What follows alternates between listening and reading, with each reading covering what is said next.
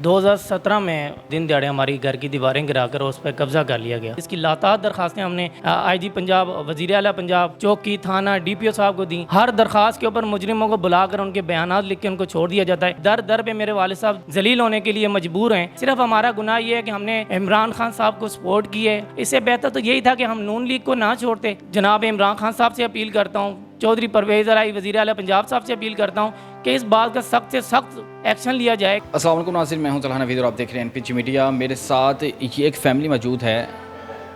PTI को support करना इनको महंगा पड़ गया।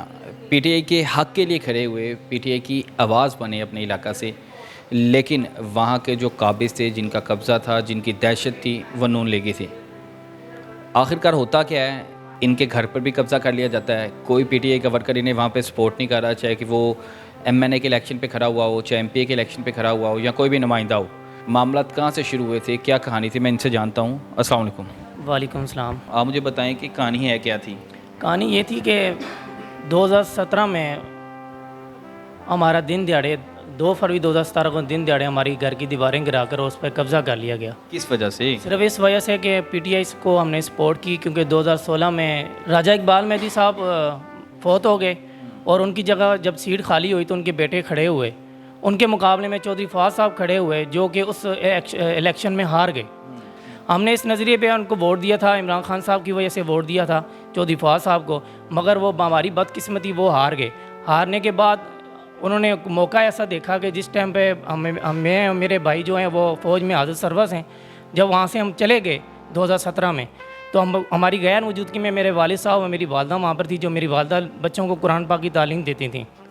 इन्होंने दिन दिहाड़े हमारे घरों को तबाह व बर्बाद कर दिया, जिसकी लातार दरखास्तें हमने आईजी पंजाब, वज़ीर आला पंजाब, चौकी, थाना, डीपीओ साहब को दी, मगर किसी दरख्वास्त के ऊपर आज 2022 तक मैंने लातार दरखास्तें, मेरे पास सारी दरखास्तें मौजूद हैं, एविडेंस मौजूद हैं। हर दरख्वास्त के ऊपर मुजरिमों को बुलाकर उनके बयानात लिख के उनको छोड़ दिया जाता है, बजाय उनके खिलाफ कानूनी कार्रवाई अमल में लाई जाती है और हमारे साथ इतनी ज़्यादती ना होती। और दर दर पे मेरे वालिद साहब जलील होने के लिए मजबूर हैं, हिजरत की ज़िंदगी गुजारने पर मजबूर हैं। और आज इस मुकाम पे है कि हमारे साथ ना कोई पीटीआई का एमएनए हमारी सपोर्ट कर रहा है, ना कोई पीटीआई का वर्कर हमारे साथ सपोर्ट करता है। हमारा गुनाह क्या है? सिर्फ हमारा गुनाह ये है कि हमने इमरान खान साहब को सपोर्ट की है।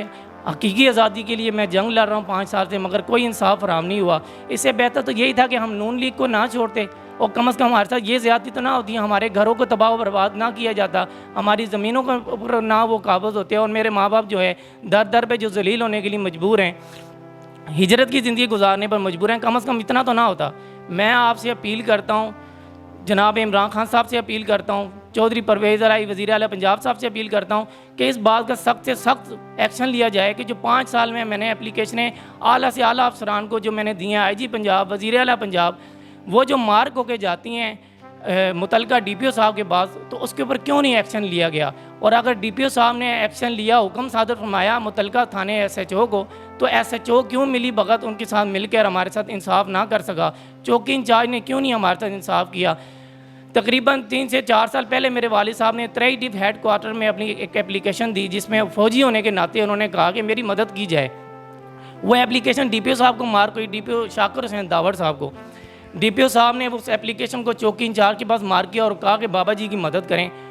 शाम को एक मुलाजम आता है, जिस पर उन्होंने कहा कि बाबा जी आपका नाम मोहम्मद अशरफ है। उन्होंने कहा जी मेरा नाम मोहम्मद अशरफ। उन्होंने कहा आपको चौकी इंचार्ज साहब ने बुलाया, आप आ जाएँ, आपके साथ इंसाफ किया जाएगा, आगे बताएं कौन कौन तंग करता है। ये 72 साल बुज़ुर्ग आदमी जब चौकी पर गया तो वहाँ पर चौकी इंचार्ज मौजूद नहीं था। एएसआई साहब ने इनको हथकड़ी लगा के लॉकअप कर दिया। मैं आपसे पूछता हूँ कि क्या गुनाह था इस 72 साल बुज़ुर्ग का?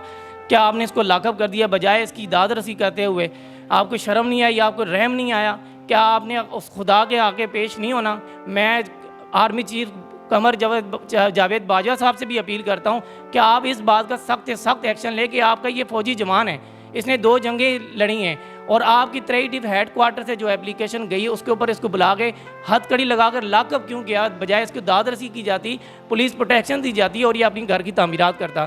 मगर मुतलका एसएचओ और चौकी इंचार्ज ने इन 5 साल में हमें ना इंसाफ हमारे साथ किया, ना हमें कोई रिलीफ दिया किसी किस्म का, और ना ही मुजरिमों के खिलाफ कोई कानूनी कार्रवाई अमल में लाई।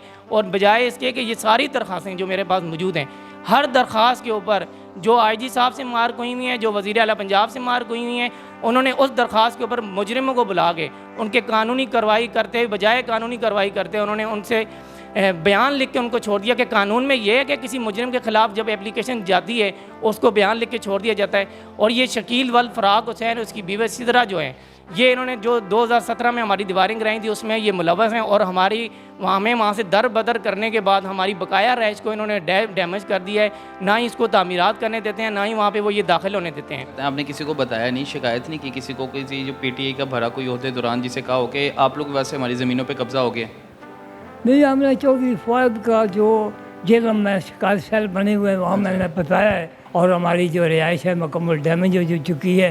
फिर यहाँ तक कि मैंने सेशन कोर्ट से आर्डर भी लिया है कि मैं इसको छत गिरे हुए हैं मरम्मत करना चाहता हूँ और मुझे इजाज़त दी जाए। मैं जब वहाँ पुलिस को लेकर गया हूँ कि मैं तो वो जो क्रिमिनल लोग हैं उन्होंने बोला ना हम मलबा उठाने देते हैं ना इसको रिपेयर करने देते हैं, यहाँ से चले जाओ बेहतर है, नहीं तो हम यहाँ फायर करेंगे, आपको मार देंगे। वहाँ मेरे पड़ोस पे जो मेरी रिहाइश गिरी हुई है वो शकील वल फ़राक हुसैन और उसकी बीवी है, उसको उन्होंने डिटेल किया है कि इनको यहाँ दाखिल नहीं होने देना। मेरी रिहाइश का तमाम मटीरियल उन्होंने ईंटें वगैरह उठा के चोरी कर। आप किधर रह रहे हैं? मैं लाहौर में अपनी इज्जत की ज़िंदगी गुजार रहा हूँ बीवी बच्चों को लेकर। मैं यहाँ पे लाहौर में किराए पे रह रहे हैं? किराए पर रह रहा हूँ।